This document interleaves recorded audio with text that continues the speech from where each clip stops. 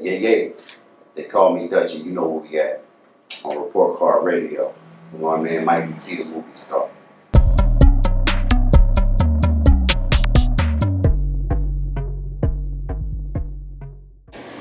Alright, so Dutch. What up, Doug?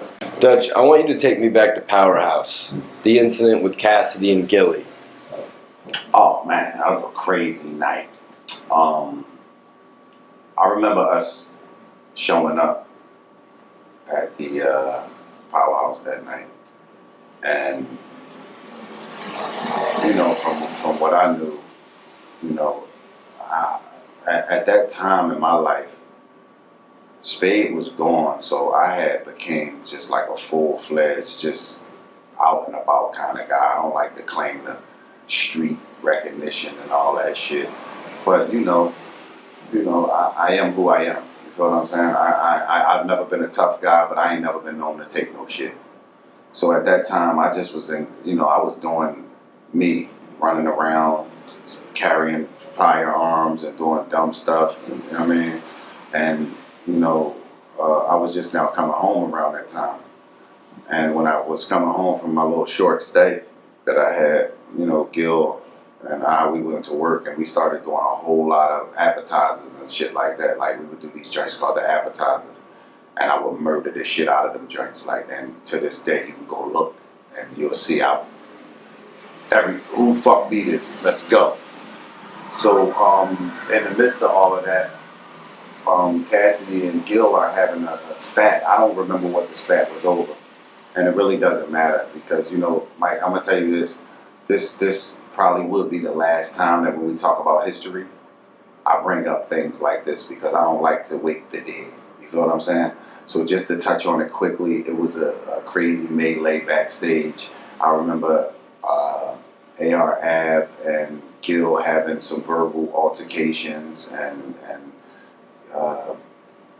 Bump cousin Ghost, actually, you know, he still is actively a brother of theirs, and Ghost was there, and it was just like a back and forth, you know, fuck you, this, back and forth, you know, the shit that goes on in a verbal altercation. And at the end of it, Gil and Cassidy stepped off to the side, and when they came back, everything was supposed to have been over with.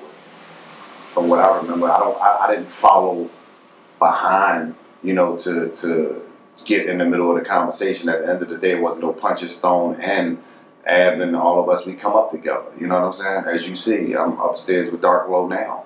It's my guys. You know what I'm saying? At the end of the day, we in Philly, it's really not no beef unless you know, it goes to places, extremities of people, family getting hurt or people getting hurt.